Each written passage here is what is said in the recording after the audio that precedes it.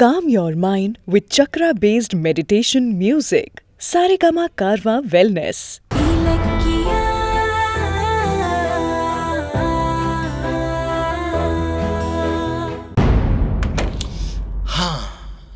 என்னம்மா ஜானுக்கு ஃபோன் பண்ணிக்கிட்டே இருக்காங்க? அது வந்து இப்படி தயங்குற அளவுக்கு அப்படி என்ன சொன்னாங்க?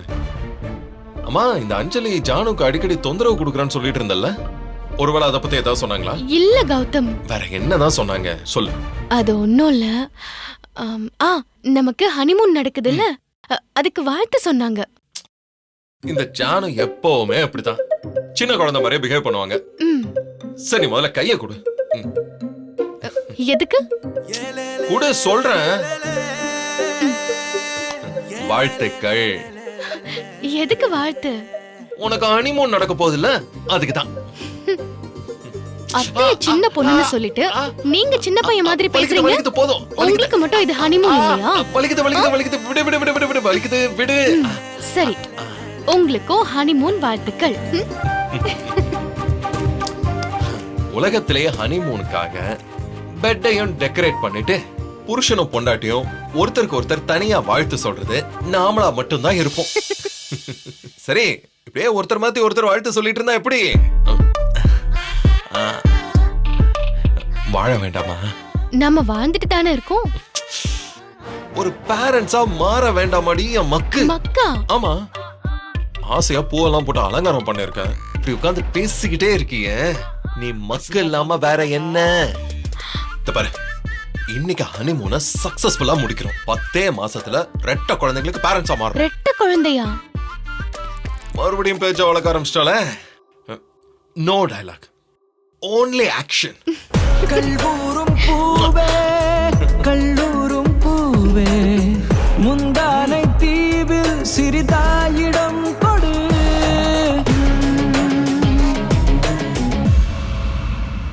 நான் ஒரு கற்பனைக்காக சொல்றேன்.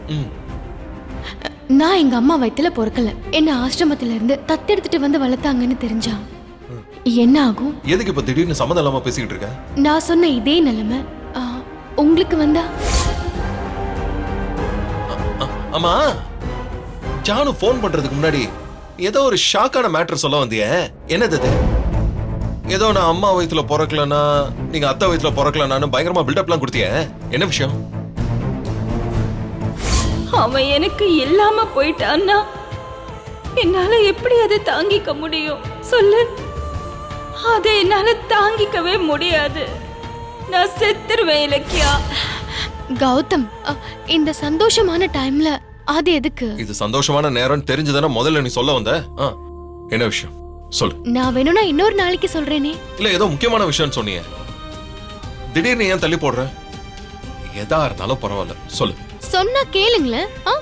அதையே புடிச்சு தொங்கிட்டு இருக்கீங்க. இது ஹனிமூன் ரூமா இல்ல கோர்ட்டா?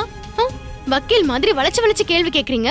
ஏய், எதுக்கு இப்படி கோவப்படுற?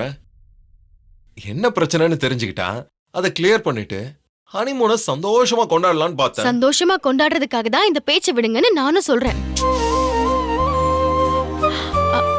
ஐயோ, என்னாச்சு? அத்தை போன்ல சொன்னதை நான் மறந்தே போயிட்டேன். 10 மணிக்குள்ள நல்ல நேரம் முடியுதான்.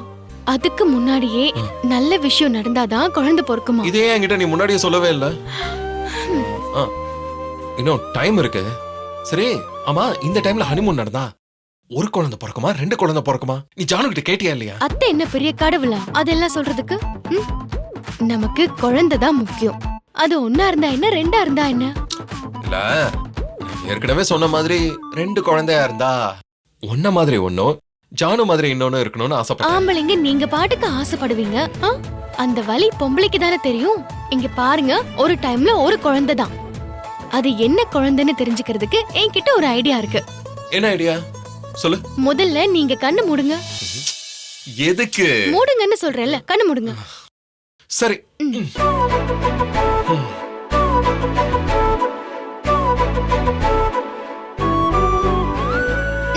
என்ன ஓபன் பண்ணட்டுமா?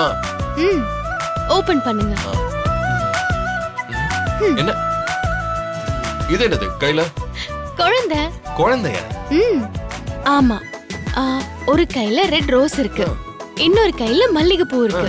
ரெண்டுல ஒரு கைய தொடுங்க. ரெட் ரோஸ் வந்தா என்ன மாதிரியோ இல்ல அத்தைய மாதிரியோ ஒரு பெண் குழந்தை பிறக்கும். மல்லிகைப்பூ வந்தா உங்களை மாதிரி ஒரு ஆண் குழந்தை. ஓகேவா?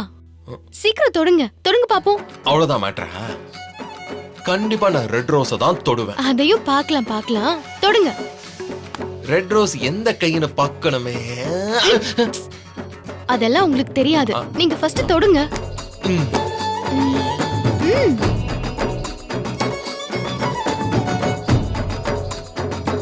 இதுலதான் ரெட் ரோஸ் இருக்கும்.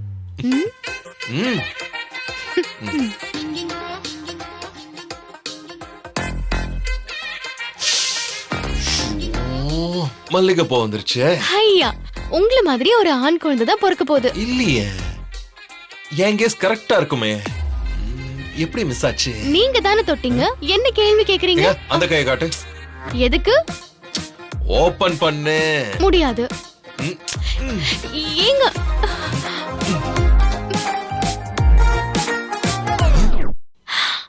அடிப்பாவி, இதுலயும் மல்லிகைப்பூ தான் இருக்கு. ஏய், நீ சரியான சீட்டிங் ஃபெல்லோ. எதுக்கு ரெண்டு கையிலயும் மல்லிகை போச்சு? என்னையும் அத்தையும் மாதிரி குழந்தை பிறக்கணும்னு உங்களுக்கு வேணா ஆசை இருக்கலாம். ஆனா எனக்கு ஒரே ஒரு ஆசைதான். பிறக்க போற குழந்தை உங்களை உரிச்சு வச்ச மாதிரியே உங்க குணத்தோட பிறக்கணும். அது என் ஆசை மட்டும் இல்ல, பிடிவாதமும் கூட.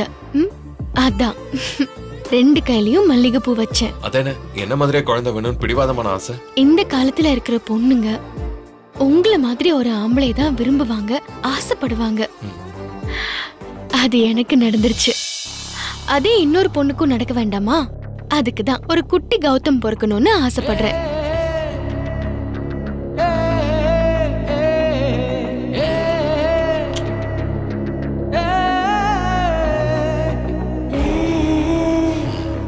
என்னை ஏமாத்தி தான் பூவை எடுக்க வச்சிருக்கேன். ஆனா ஏன் கெஸ் படி உனக்கு குட்டி இலக்கியா தான் பிறக்கும்.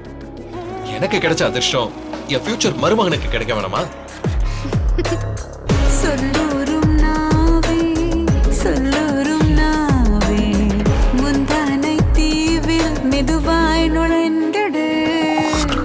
கால் கொண்ட பேயோ நீ காமன் சிலையோ, நீ வந்த நேரம் என் காட்டில் மழையோ.